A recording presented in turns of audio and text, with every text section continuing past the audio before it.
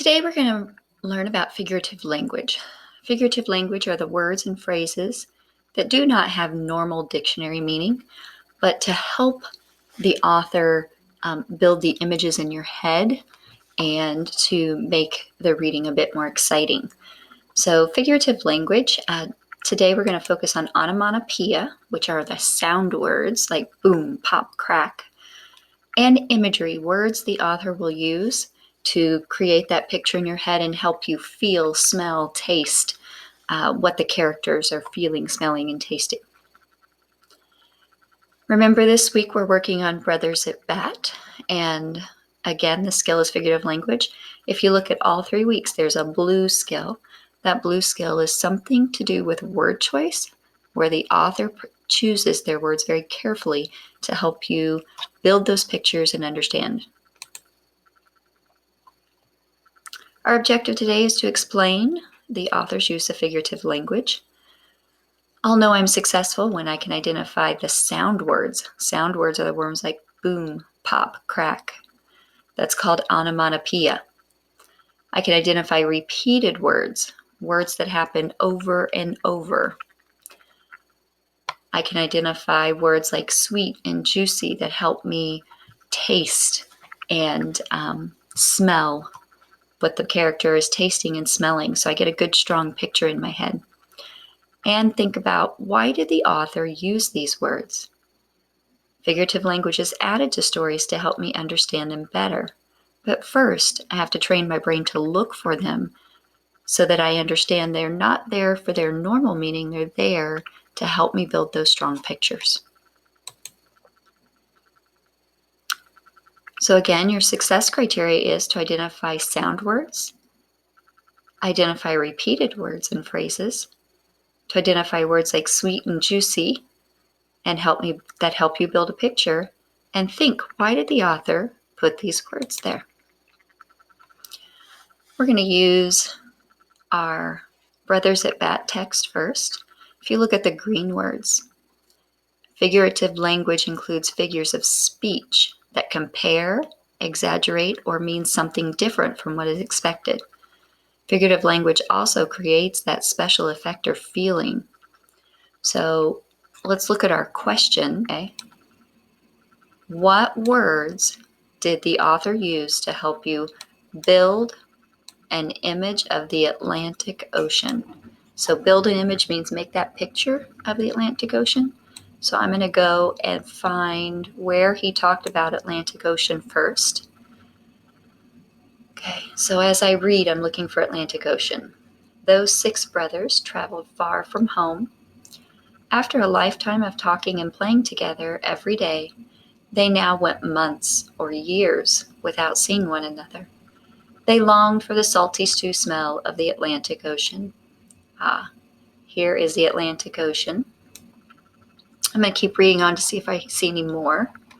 They dreamed of their childhood home, of the back door slap, slap, slapping as they ran outside to play, and of long afternoons throwing a ball in high, soaring arcs from glove to glove to glove in a field full of brothers. Back in New Jersey, their parents and siblings waited for news. It took a long time for letters to reach them from overseas. There was a lot of time to worry.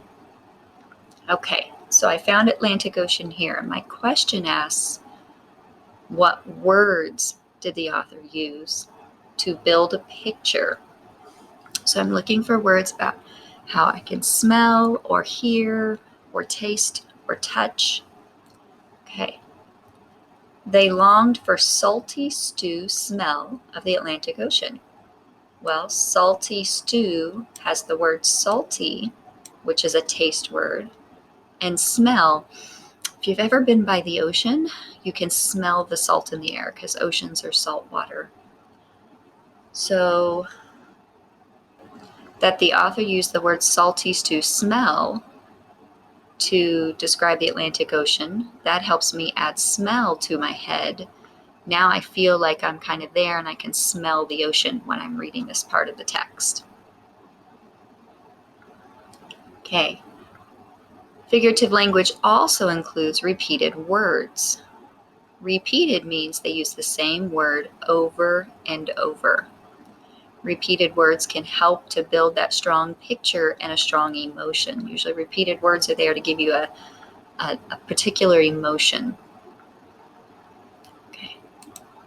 So I remember as I was reading, there were 2 places I heard words repeated. It wasn't in the first paragraph. Let me start here. They dreamed of their childhood home, of the back door slap, slap, slapping. Here we go. Here's a set of repeating words. As they dreamed of the back door slap, slap, slapping as they ran outside to play, and of long afternoons throwing a ball in high, soaring arcs from glove to glove to glove. There it was. In a field full of brothers. Back in New Jersey, their parents and siblings waited for news. It took a long time for letters to reach them from overseas. There was a lot of time to worry. Okay, so the author used repeated words in 2 different areas here. They have slap, slap, slapping. That's the sound of the door shutting. So not only is that repeated words, but that's also onomatopoeia, or those sound words. And they also used it here from glove to glove to glove. And I think that they used so many gloves because it reminds us that this is a large family and they're throwing it around to all the different people in the family. They could have used 12 gloves there. Okay, so I'm going to use the repeated words slap, slap, slapping. I found the repeated words slap, slap, slapping. I think the author used these words to help me hear the sound of the door closing over and over as the boys ran out the back door to go play baseball. So again, that was repeated words and a sound that helped me hear the door slamming. So that after seeing my 2 models, I would like for you to work on this page. Clackety clack, clackety clack, my skateboard on the sidewalk squares. Gliding to Joe's clackety clack, the sidewalk tune rings through the air. So this is a you do. Take time to reread that and think about the words that are repeated. So this is a repeated words question. Find the repeated words. Why did the author use this repetition? Make sure you're restating. The author used this repetition to, and then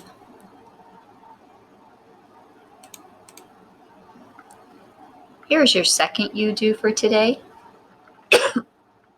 I snipped a small piece of a book, and for this one, I want you to think, what image do you see in your head after reading these words? So what image?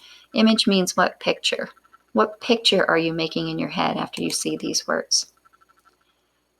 And then there is the snow that begins to fall in fat, cheerful flakes while you are somewhere you'd rather not be. Maybe school, maybe work. What words did the author use to build that picture in your head? And what picture do you see? If you saw a picture of big fat snowflakes, then you're absolutely correct. And it said somewhere you'd rather not be, so there's a picture here of a little girl and boy in school when they would rather be outside in the snow. What are some examples of figurative language? This is your reflection. So think about what we did today. What were some different types of figurative language that you looked for?